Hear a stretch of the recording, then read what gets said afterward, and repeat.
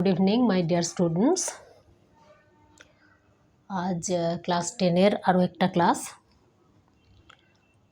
1.5 দেখতেই পাচ্ছ। 1.5-এর 3-এর দাগের অঙ্ক থেকে স্টার্ট করব। আমরা 2 পর্যন্ত আগে করে নিয়েছিলাম, 3-এর দাগের অঙ্কগুলো থেকে আজকে করব। 3-এ বলেছে নিচে প্রদত্ত বীজদ্বয় দ্বারা দ্বিঘাত সমীকরণ গঠন করো। একটা দ্বিঘাত সমীকরণ আমরা কিভাবে গঠন করব? যদি কোনো একটা দ্বিঘাত সমীকরণের দুটো বীজ বলে দেয়, একটা আলফা আর একটা বিটা, বীজগুলো যদি ধরে নিই যেরকম 4, 3 এরকম হতে পারে, তো সেখানে পার্টিকুলার বলা হয়নি, বলা হয়েছে একটা আলফা আর একটা বিটা। এটাকে বলা হয় আলফা আর এটাকে বিটা, এই চিহ্নগুলোকে বলা হয়। তো যদি কোনো একটা দ্বিঘাত সমীকরণের দুটো বীজ দেওয়া থাকে, তাহলে সমীকরণটা আমরা কিভাবে তৈরি করব? সমীকরণটা তৈরি করার নিয়ম হচ্ছে x² মাইনাস এই বীজ দুটোর যোগফল মানে alpha plus beta into x plus বীজদ্বয়ের গুণফল alpha into beta equal to 0। এটা হচ্ছে দ্বিঘাত সমীকরণটা। তাহলে যদি কোনো একটা দ্বিঘাত সমীকরণের দুটো বীজ দেওয়া থাকে, তাহলে সেই দ্বিঘাত সমীকরণটা আমরা কিভাবে তৈরি করব? x² মাইনাস বীজ দুটোর যোগফল ইন্টু এক্স প্লাস বীজ দুটোর গুণফল ইকুয়াল টু 0। তাহলে আমরা দেখি 3-এর দাগের প্রথম যে অঙ্কটা বলেছে, 1-এর দাগে কি বলেছে? বলেছে যে সমীকরণের বীজ 4 আর 2, তার মানে আলফা ইকুয়াল টু 4 বলতে পারি আর বিটা ইকুয়াল টু 2 বলতে পারি। তাহলে নির্ণেয় সমীকরণ কি হবে? নির্ণেয় সমীকরণ x² মাইনাস, এটা বলবো আমরা বীজদ্বয়ের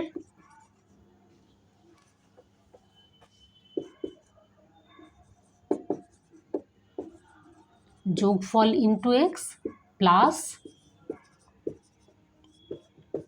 বীজদ্বয়ের গুণফল ইকুয়াল টু 0। তার মানে x² মাইনাস বীজদ্বয়ের যোগফল মানে 4 plus 2 into x plus 4 into 2 equal to 0। তাহলে x² minus 6x plus 8 equal to 0। এটা হচ্ছে নির্ণেয় সমীকরণটা। যদি এইটুকু মনে রাখতে পারো তাহলে বের করাটা খুব একটা অসুবিধের নয়। আর একটা আমরা করি, যদি 3-এরটা করি আমরা -4 3 -4 আর এটা বলছে 3 যদি হয়, এটা হচ্ছে 3টা বললাম। তাহলে নির্ণেয় সমীকরণ এটা তো একই থাকবে, এইখানটা শুধু চেঞ্জ হবে। তাহলে এটা হবে -4 plus 3 -4 plus 3 into x plus -4 into 3 equal to 0। তাহলে এটা ইমপ্লাইজ x², এটা -1 ইন্টু এক্স, তাহলে মাইনাসে মাইনাসে প্লাস প্লাস এক্স আর এটা -12 ইকুয়াল টু 0। এটা হলো নির্ণেয় দ্বিঘাত সমীকরণটা যদি বীজগুলো হয় -4 এবং 3।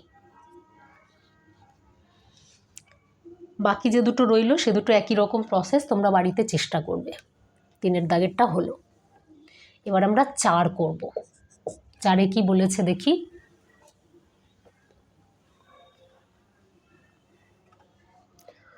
চারে বলেছে m এর মান কত হলে এই দ্বিঘাত সমীকরণের বীজ দুটো পরস্পর অনন্যক হবে। আচ্ছা, আগে আমরা সমীকরণটা লিখে নিই। 4x² plus 4 into 3m minus 1 into x plus m plus 7 equal to 0। এই দ্বিঘাত সমীকরণের বীজ দুটো কি বলেছে? একজন আরেকজনের অনন্যক। তাহলে m এর মান কত হবে? মানে অনন্যক হবে আর কি। m এর মান কত হলে বীজ দুটো অনন্যক হবে? তাহলে আমরা আগে দেখে নিই এই সমীকরণের বীজ দুটো কি, মানে বীজ দুটোকে আগে আমরা ধরে নিই। আমরা তো জানি না বীজগুলো কি আছে, তাহলে ধরি বীজদ্বয় আলফা এবং বিটা। তাহলে বীজ দুটোর যোগফল কি? সরি, একটা যদি আলফা হয় অন্যটা বিটা, বিটা মানে কত হয়ে যাবে? আচ্ছা, আলফা এবং বিটা, আলফা অ্যান্ড বিটা বললাম আমরা, বলেছে বীজ দুটো একটা অন্যটার অনন্যক, তাহলে একটা যদি আলফা হয় অন্যটা এর অনন্যক, অনন্যক মানে এর উল্টোটা। তাহলে এই বিটা যেটা করলাম, এই বিটার জায়গায় আমরা কি বসাতে পারি? আলফা মানে আলফা বাই 1, তাহলে এটা হবে 1 বাই আলফা। তাহলে অ্যাকচুয়ালি হয়ে গেল বীজ দুটো, একটা হলো আলফা আর একটা হলো 1 বাই আলফা। তাহলে বীজদ্বয়ের যোগফল, অতএব আলফা প্লাস 1 বাই আলফা, বীজদ্বয়ের যোগফল মানে কি হয় জানি? একটা দ্বিঘাত সমীকরণ যদি ax square plus bx plus c equal to 0 হয়, তাহলে সেই দ্বিঘাত সমীকরণের বীজ দুটোর যোগফল কি হয়? মাইনাস বি বাই এ, আর বীজ দুটোর গুণফল হয় সি বাই এ। তাহলে বীজদ্বয়ের যোগফল কত হবে? Minus 4 into 3m minus 1 by 4, আর alpha into 1 by alpha equal to, মানে বীজদ্বয়ের গুণফল মানে সি বাই এ, তার মানে এইটা বাই এটা, তার মানে m প্লাস 7 বাই 4। এখন দেখো এইখানটায় আলফা প্লাস 1 বাই আলফা মানে বীজদ্বয়ের যোগফল যদি করি, তাহলে এইটা একটু কমপ্লিকেটেড হয়ে যাচ্ছে, মানে এখান থেকে আলফাটাকে আমরা সরাতে পারছি না। আলফাটা যদি থেকে যায় তাহলে আমরা এম এর মান তো বের করতে পারবো না, কেন কি আলফা গোটা সমীকরণের কোথাও নেই, আলফাটা আমরা নিজেরা ধরে নিয়েছি। তাহলে এটাকে যতক্ষণ আমরা মুক্ত না করতে পারছি ততক্ষণ আমরা অ্যাকচুয়াল মান পাবো না। এম এর মান এখান থেকে আমরা পেতে পারি, কিন্তু সেটা আলফা দিয়ে আসবে, আলফা ছাড়া হবে না, কিন্তু আমাদেরকে আলফা মুক্ত মান বের করতে হবে এম এর। এইটার ক্ষেত্রে কিন্তু আমরা দেখছি যখন গুণফল করছি তখন এই দুটো কেটে যাচ্ছে, তাহলে এই দিকটা 1 পড়ে থাকছে, তাহলে 1 equal to m plus 7 by 4। দেখো এটা 4 ইকুয়াল টু এম প্লাস 7, তাহলে minus m equal to 7 minus 4, তাহলে এম ইকুয়াল টু হবে মাইনাস 3। তাহলে দেখো এইখান থেকে আমরা এম এর মান পেলাম, যেটা কিন্তু আলফা মুক্ত। তাহলে এইটা আমাদের করতে হবে না, মানে আমরা এটা লিখেছি বটে, কিন্তু এটা আমাদের এই অঙ্কটা করার জন্য দরকার হচ্ছে না, এটা আমাদের করার দরকার নেই, আমরা শুধু গুণফলটা দিয়েই এম এর মানটা বের করতে পারবো। এগুলো যখন আমরা করব আস্তে আস্তে করতে করতে যত প্র্যাকটিস করব এগুলো এসে যাবে। এটা দেখালাম কেন কি আমরা এর দুটোর মধ্যে কোনটা নিতে পারি, কোনটা থেকে আমরা এই মানটা সহজে বের করতে পারি সেটা আমরা দেখে নেব, সেটার জন্য আমরা এটা করলাম। বেশ, এটা 4-এর দাগেরটা হলো, এবার আমরা 5 করব।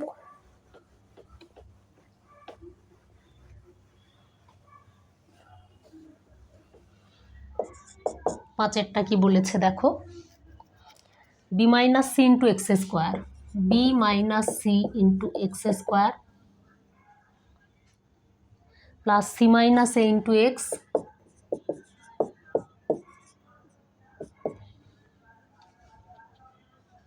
C minus a into x plus a minus B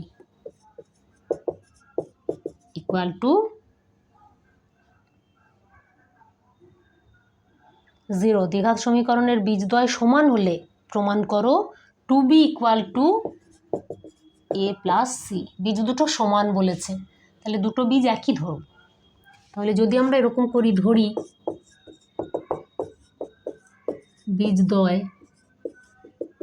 alpha এবং দুটোই এক বলেছে, তাহলে আলফাই ধরলাম। তাহলে বীজ দুটো যদি যোগ করি কি হবে?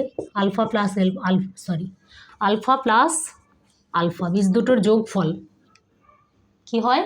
Minus b by a. তাহলে মাইনাস বি মানে কত এখানে? এটা c minus a, minus b by a, a মানে বি মাইনাস সি।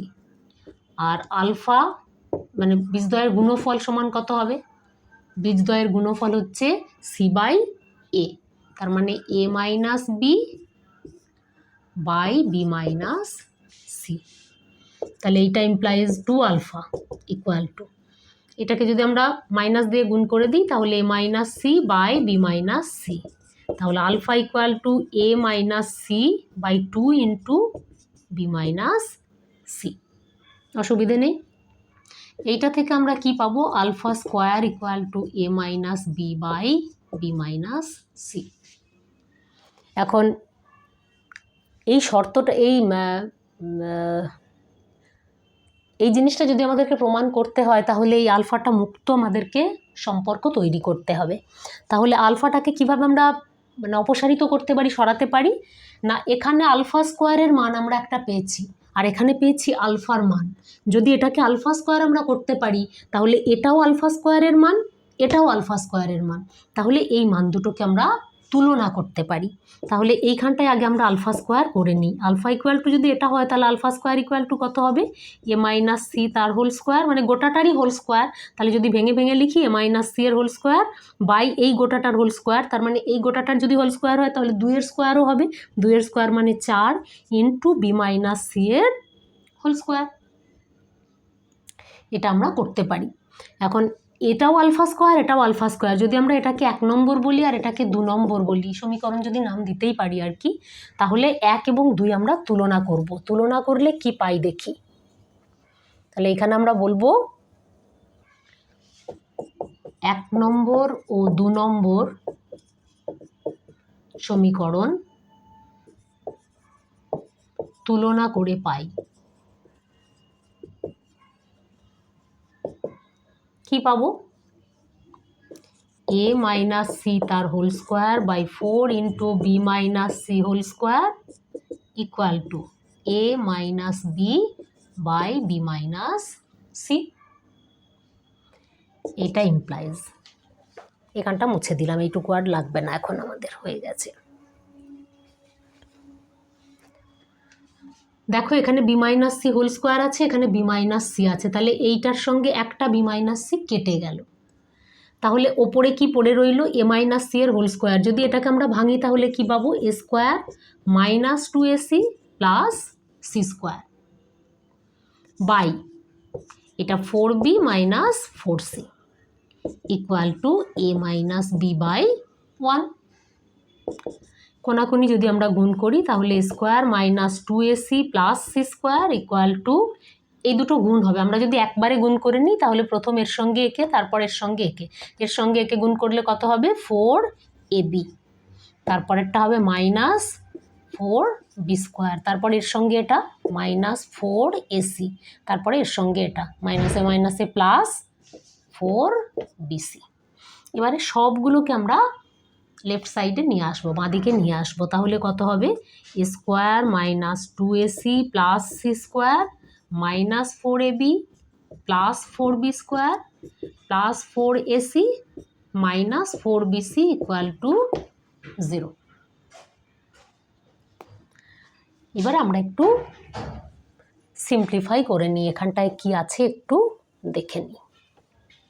দেখো এটা ইমপ্লাইজ স্কোয়ার, আমরা এই স্কোয়ারগুলোকে আগে লিখে নিচ্ছি। Square plus 4b square plus c square minus 2ac plus 4ac, তাহলে এটা প্লাস 2ac মাইনাস 2ac আর প্লাস 4ac, তাহলে এই দুটো বিয়োগ করলে প্লাস 2ac হবে।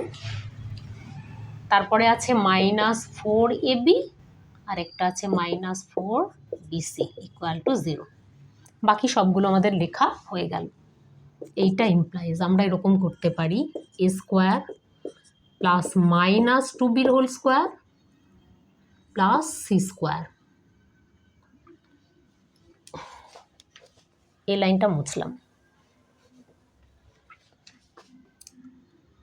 প্লাস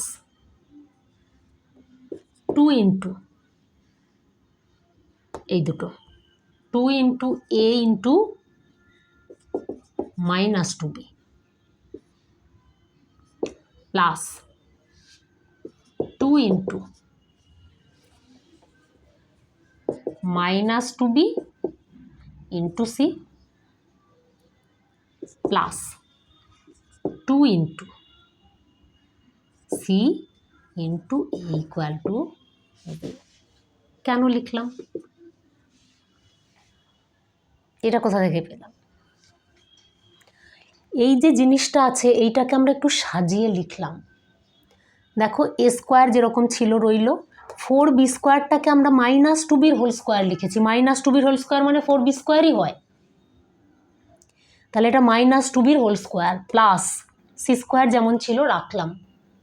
তাহলে এ স্কোয়ার প্লাস বি, এটাকে যদি বি বলি, বি মানে মাইনাস 2b, তাহলে a square plus b square plus c square plus 2 a মানে এ, আর বি মানে minus 2b plus 2ab plus 2b into c plus 2c into a. যদি এটাকে ভাঙো তাহলে কি পাবে দেখো, -4ab, দেখো -4ab আছে, তার মানে এই জিনিসটাকে আমরা এইভাবে লিখলাম। আবার এই দুটোকে যদি গুণ করো -4bc, দেখো -4bc আছে, তাহলে এই জিনিসটাকে আমরা এইভাবে লিখলাম, এই জিনিসটাকে এইভাবে লিখলাম, আর প্লাস 2ac, দেখো 2ac যা ছিল তাই থাকলো। তাহলে সব জিনিসগুলো এখানে যা ছিল সেগুলোই আছে, শুধু আমরা একটু সাজিয়ে লিখলাম। কেন করা হলো এটা? তার কারণ হচ্ছে এটা একটা সূত্রে আসবে। কি সূত্র হবে এটা? কার সূত্র? a square plus b square plus c square plus 2ab plus 2bc plus 2ca। কার সূত্র? a plus b plus c তার হোল স্কোয়ারের সূত্র। তার মানে এখানে a মানে a প্লাস বি মানে কত? -2b প্লাস সি মানে C.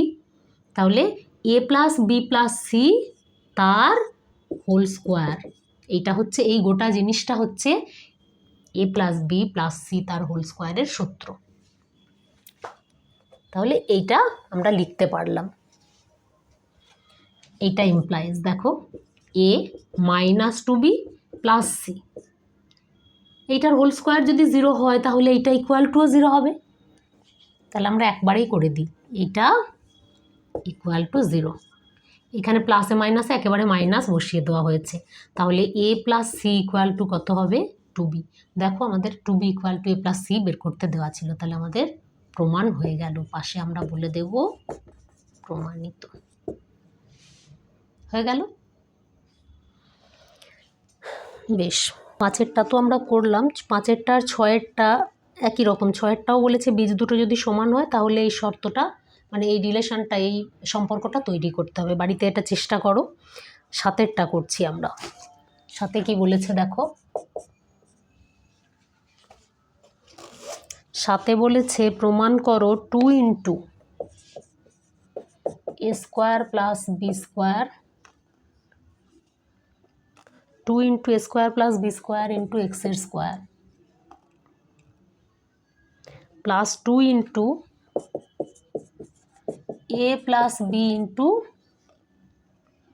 X plus 1 equal to 0। 2 into a square plus b square into x square plus 2 into a plus b into x plus 1 equal to 0। এই দ্বিঘাত সমীকরণের কোনো বাস্তব বীজ থাকবে না যদি a not equal to b হয়, a আর বিটা যদি সমান না হয়। যদি a not equal to b হয়, এর কোনো বাস্তব বীজ থাকবে না। আচ্ছা, আগে আমরা এইটুকু দেখে নিই। এখন একটা দ্বিঘাত সমীকরণের বাস্তব বীজ কখন থাকে?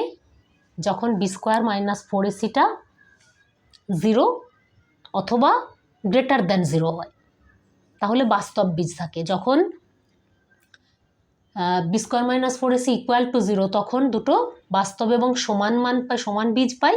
আর যখন b square minus 4ac greater than 0 হয় তখন বাস্তব এবং অসমান মান পাই। কিন্তু যখন b square minus 4ac less than 0 হয় তখন আমরা কোনো বাস্তব মান পাই না। তাহলে আগে আমাদেরকে দেখতে হবে বি স্কোয়ার মাইনাস 4ac কত আসছে। তাহলে আমরা এখানে করি, বি স্কোয়ার মাইনাস 4ac কত হবে? B square minus 4ac equal to, b square মানে এই অংশটার স্কোয়ার, তার মানে 2 ইন্টু এ প্লাস বি এর whole square, sorry 2 into a plus b এর হোল স্কোয়ার,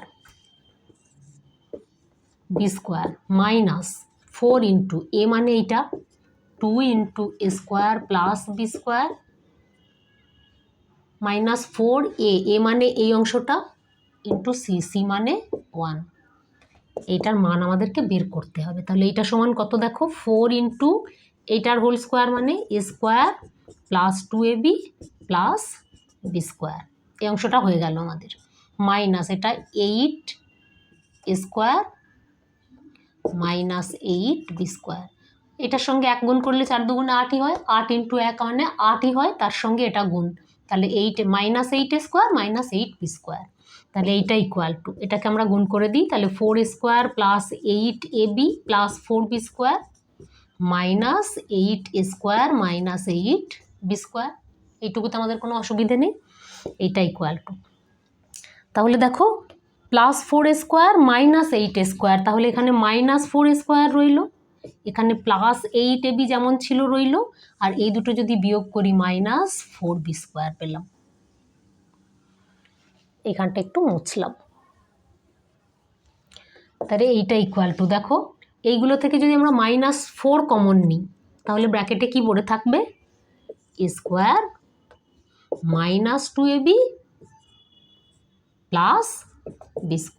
দেখো সবগুলো থেকে -4 কমন নিয়েছি, তাহলে -4 যদি কমন নিই এখানে পড়ে থাকছে a², এখানে মাইনাস কমন যদি নিই তাহলে -2ab, আর এখানে প্লাস b², তাহলে এইটা ইকুয়াল টু -4, এটা কার সূত্র, a² minus 2ab plus b², a minus b whole স্কোয়ারের সূত্র। তাহলে দেখো যদি এটা b এর সঙ্গে সমান না হয় তাহলে হয় এটা b এর থেকে বড়, না হলে এটা b এর থেকে ছোট। এখন এটা b এর থেকে বড় হোক বা ছোট হোক, যাই হোক, এর ভিতরে মাইনাস যদি থাকে, এখানে যেহেতু বর্গ আছে 2 আছে, তাহলে এর ভিতরে মাইনাস থাকুক প্লাস থাকুক যাই থাকুক, এই গোটা জিনিসটার মানটা হবে ধনাত্মক, মানে 0-র থেকে বড়। তার সঙ্গে এই বাইরে যেটা আছে সেটা যদি আমরা গুণ করি, এখানে যেহেতু মাইনাস আছে সব সময় এইটার মান আমরা পাবো ঋণাত্মক, মানে 0-র থেকে ছোট। তাহলে যদি এটা b এর সঙ্গে সমান না হয়, যদি b এর সঙ্গে সমান হতো তাহলে তো মিটে যেত, তাহলে গোটা জিনিসটা 0 হয়ে যেত, তখন আমরা বাস্তব মান পেতাম, বাস্তব এবং সমান।